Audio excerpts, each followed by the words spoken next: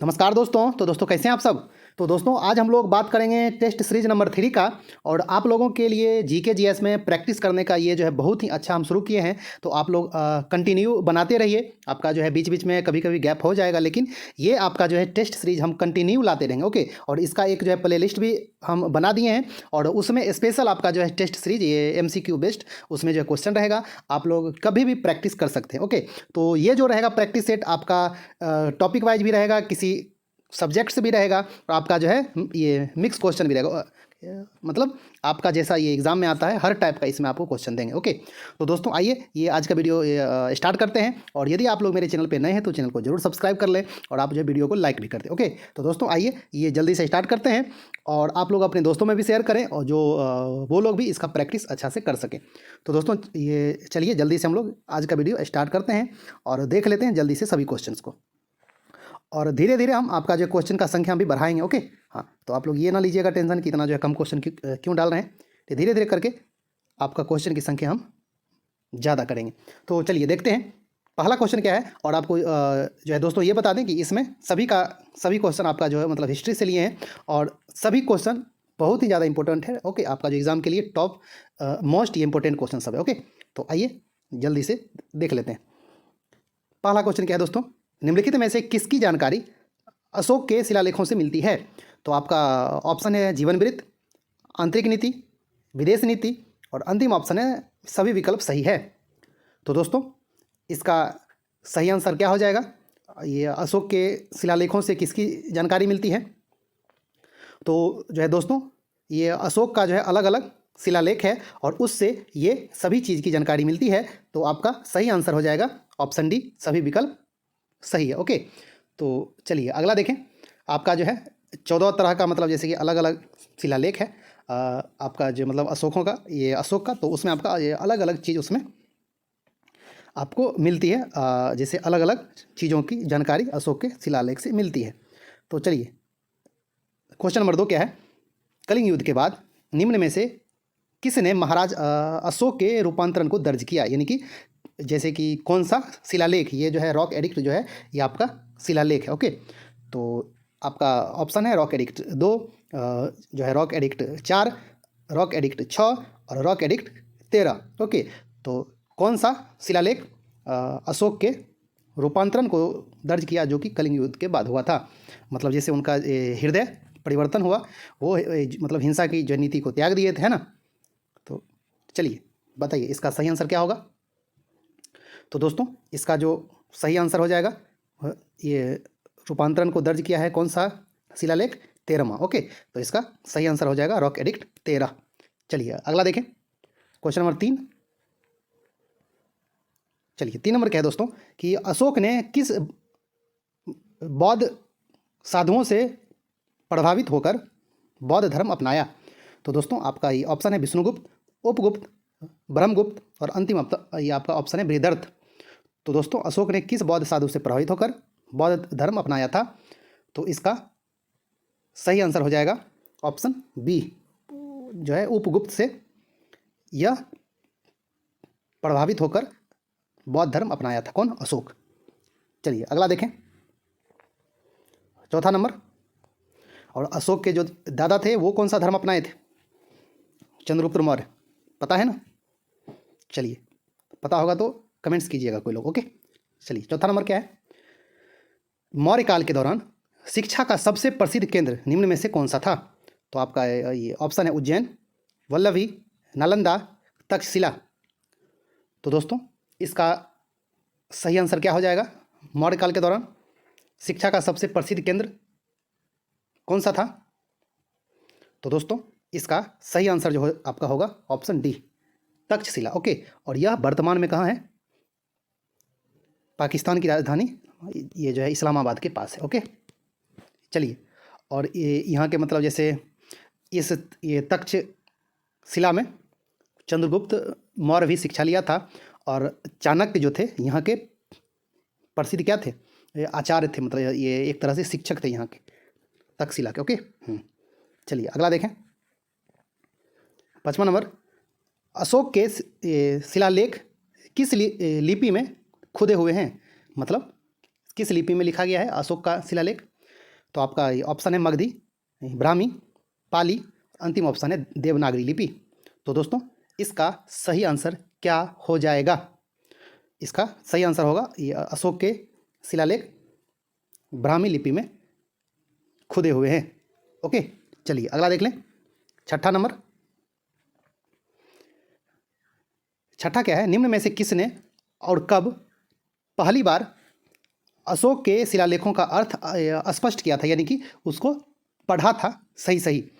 तो दोस्तों आपका ये ऑप्शन है 1810 में हैरी स्मिथ, 1787 में जॉन टावर, 1825 में चार्ल्स मेटकॉफ और अंतिम ऑप्शन है 1837 में जेम्स प्रिंसेप। तो दोस्तों इसका सही आंसर क्या हो जाएगा बताइए?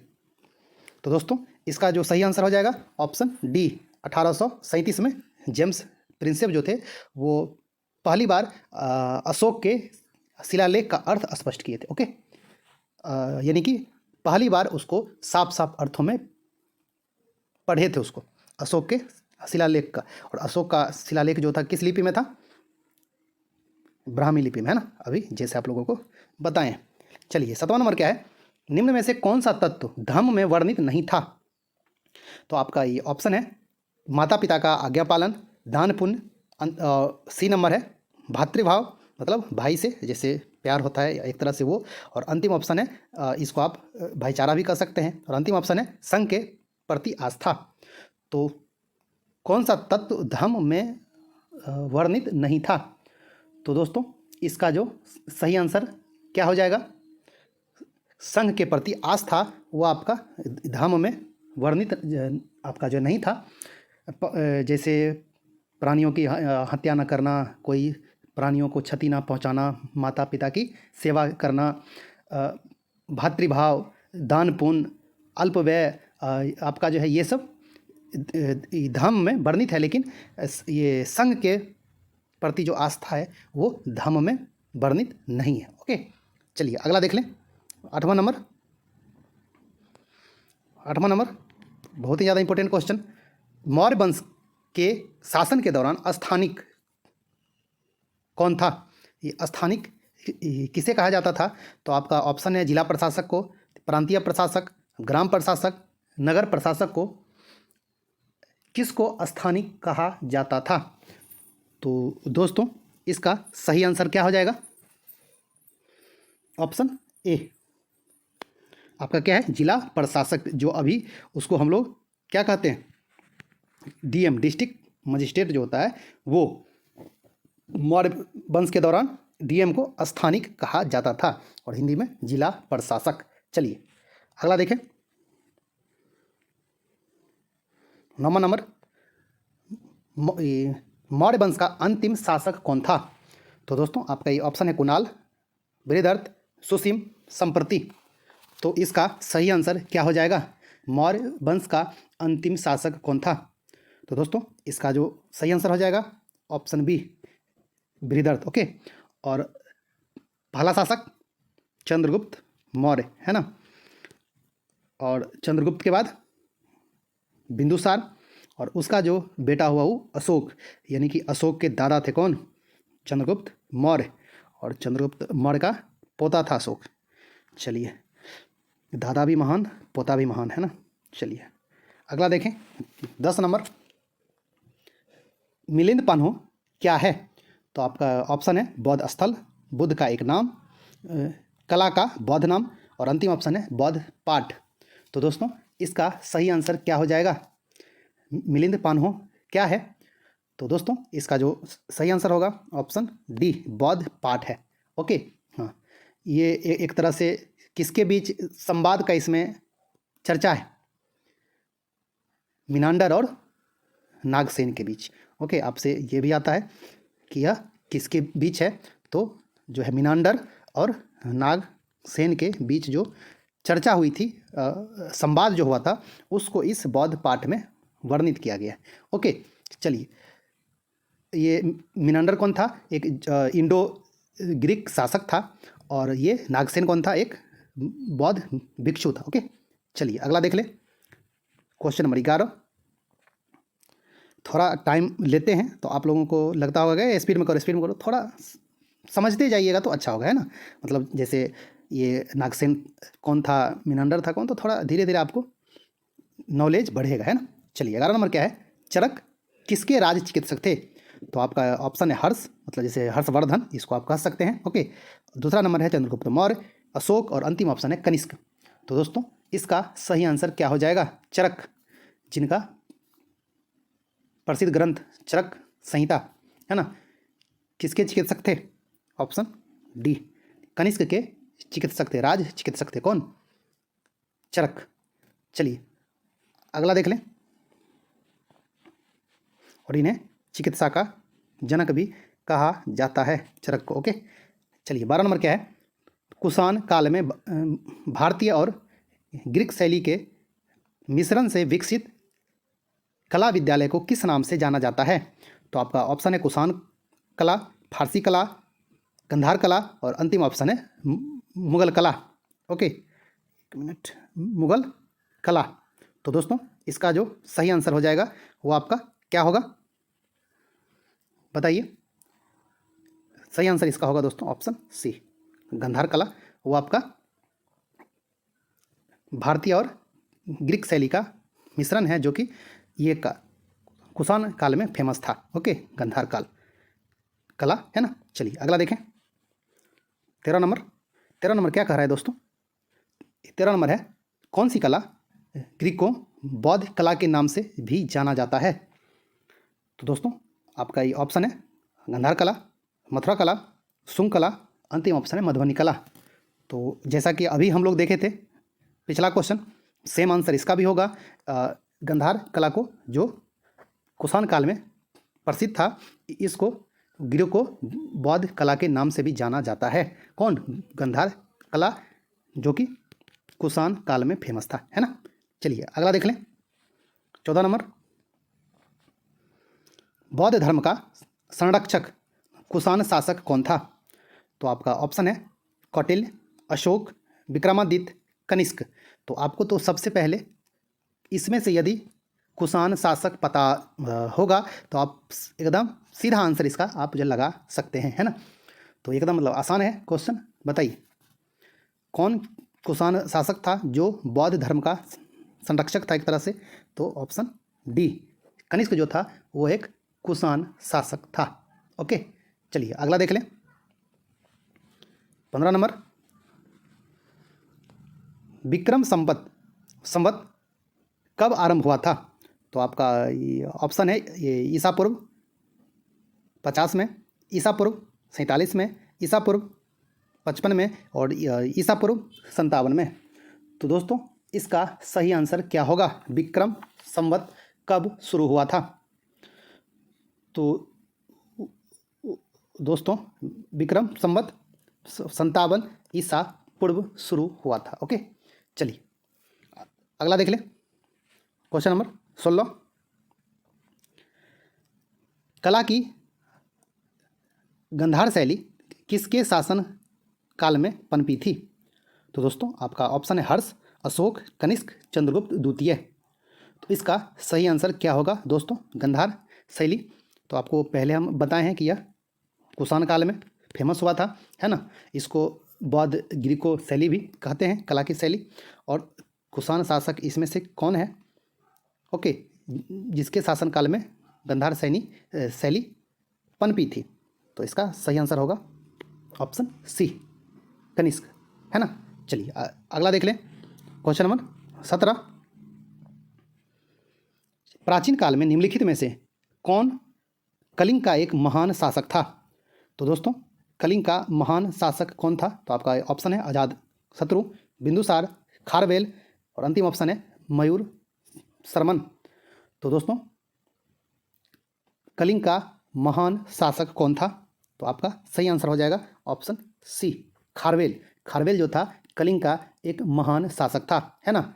और इसका उल्लेख जो है हाथी गुम्फा अभिलेख में मिलता है, ओके। खारवेल का जो मतलब ये कलिंग का जो है राजा था, इसका जानकारी हमें कहाँ से मिलती है, हाथी गुम्फा अभिलेख से, ओके। चलिए अगला देखें, 18 नंबर, और खारवेल किस वंश का शासक था, बताइए। वो तो एक तरह से आपका कलिंग का था ना, लेकिन कौन सा वंश से संबंधित था? तो आपका कहीं वो आएगा क्वेश्चन, तो चेदी वंश से संबंधित था खारवेल, लेकिन शासक था कहाँ का? कलिंग का था। और यह कलिंग अभी मेनली जो आपका कहाँ है? उड़ीसा में। ओके, चलिए अगला देख लें। ये 18 नंबर क्या है दोस्तों? 18 नंबर है सातवाहन का सबसे बड़ा शासक कौन था? तो आपका ये ऑप्शन है सातकर्णी, गौतमीपुत्र सतकर्णी और ये सिमुक, और अंतिम ऑप्शन है हॉल। तो दोस्तों इसका सही आंसर क्या होगा? सातवाहन का सबसे बड़ा शासक कौन था? ऑप्शन बी, गौतमीपुत्र सतकर्णी जो था वो सातवाहन का सबसे बड़ा शासक था। चलिए अगला देख ले, क्वेश्चन नंबर 19। निम्नलिखित में से विद्या की सबसे पुरानी पीठ कौन सी है? तो आपका ऑप्शन है ये तक्षशिला, नालंदा, उज्जैन, विक्रमशिला। तो दोस्तों विद्या की सबसे पुरानी पीठ कौन सी है? तो इसका सही आंसर जो आपका होगा तक्षशिला। ओके, क्या इसका आंसर होगा? तक्षशिला। ओके, चलिए अगला देख लें, क्वेश्चन नंबर 19। महरौली के में जंग रहित लौह स्तंभ किसने स्थापित किया? तो आपका ऑप्शन है गुप्त, सातवाहन, मौर्य, कुषाण। तो दोस्तों इसका जो सही आंसर हो जाएगा वो क्या होगा? महरौली में जंग रहित जो लौह स्तंभ है उसको स्थापित किया था गुप्त। ओके, गुप्त वंश में यह स्थापित हुई थी। ओके, चलिए इसको चंद्रगुप्त द्वितीय विक्रमादित्य जो था वो इसको बनवाया था, स्थापित करवाया था। ओके, चलिए राजा का नाम आएगा तो चंद्रगुप्त द्वितीय, जिसको विक्रमादित्य भी कहते हैं। और जब एक शासन का आएगा नाम, किसके शासन काल में? तो गुप्त के काल में। ओके, चलिए अगला देखें, 21 नंबर। गुप्त राजा जिसने विक्रमादित्य की पदवी ग्रहण की थी वह था? तो इसको तो अभी आप लोगों को बता दिए हैं। तो आपका ये ऑप्शन है स्कंदगुप्त, समुद्रगुप्त, चंद्रगुप्त द्वितीय, अंतिम ऑप्शन है कुमार गुप्त। ओके, तो दोस्तों इसका जो सही आंसर आपका होगा चंद्रगुप्त द्वितीय। इसको विक्रमादित्य भी कहा जाता है। ओके, चलिए अगला देख लें, क्वेश्चन नंबर 22।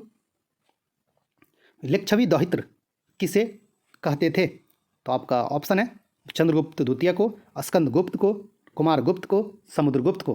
तो दोस्तों लिच्छवी दौहित्र किसे कहा जाता है? इसका अर्थ क्या होता है कि लिच्छवी कन्या से उत्पन्न।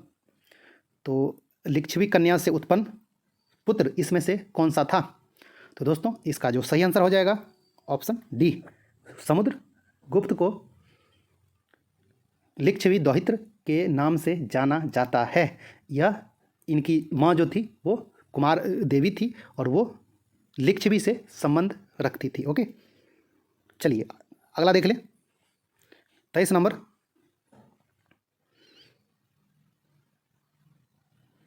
23 नंबर क्या है? निम्न में से किनके सिक्के संगीत के प्रति उनका प्रेम दर्शाता है? तो आपका ऑप्शन है मौर्य के, नंदों के, गुप्तों के, चोलों के। तो दोस्तों इसका सही आंसर क्या होगा? ऑप्शन सी, गुप्तों के। ओके, हाँ, समुद्रगुप्त के जो है कुछ सिक्कों पे उसको बीना बजाते हुए दिखाया गया है ना, मिला है। तो इससे स्पष्ट होता है कि गुप्त लोग संगीत के प्रति थोड़ा मतलब क्या उनका प्रेम था, और खासकर समुद्रगुप्त का, है ना। चलिए अगला देखें, 24 नंबर। निम्नलिखित में से किसको अपनी विजयों के कारण भारत का नेपोलियन कहा जाता है? मतलब उसके जीतों के कारण जो है उसको भारत का नेपोलियन कहा जाता है। तो आपका ऑप्शन है स्कंदगुप्त, चंद्रगुप्त, ब्रह्मगुप्त और अंतिम ऑप्शन है समुद्रगुप्त। तो दोस्तों इसका सही आंसर क्या हो जाएगा? ऑप्शन डी, समुद्रगुप्त को भारत का नेपोलियन कहा जाता है। ओके, चलिए अगला देख लें। अंतिम क्वेश्चन 25 नंबर।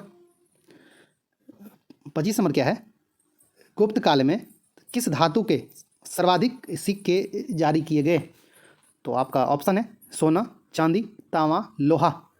तो दोस्तों गुप्त काल में किस धातु के सर्वाधिक सिक्के जारी किए गए? तो इसका सही आंसर जो होगा ऑप्शन ए, सोना का। ओके, तो दोस्तों ये आपका आज जो है टोटल 25 क्वेश्चन था। तो आपको ये कैसा लगा कमेंट्स करके बताइए। आपको यदि वीडियो अच्छा लगा होगा तो लाइक करिए, और आप यदि मेरे चैनल पे नए हैं तो चैनल को जरूर सब्सक्राइब कर लें। ओके, आपको इसी तरह का टेस्ट सीरीज हमेशा कंटिन्यू आते रहेगा। ओके, आपका कोई भी एग्ज़ाम हो बीच बीच में आप इसको कंटिन्यू बनाते रहिए, जो आप एक जैसे प्रैक्टिस में रहिएगा हमेशा। ओके, तो दोस्तों मिलते हैं एक अच्छा सी वीडियो में, तब तक के लिए धन्यवाद, नमस्कार।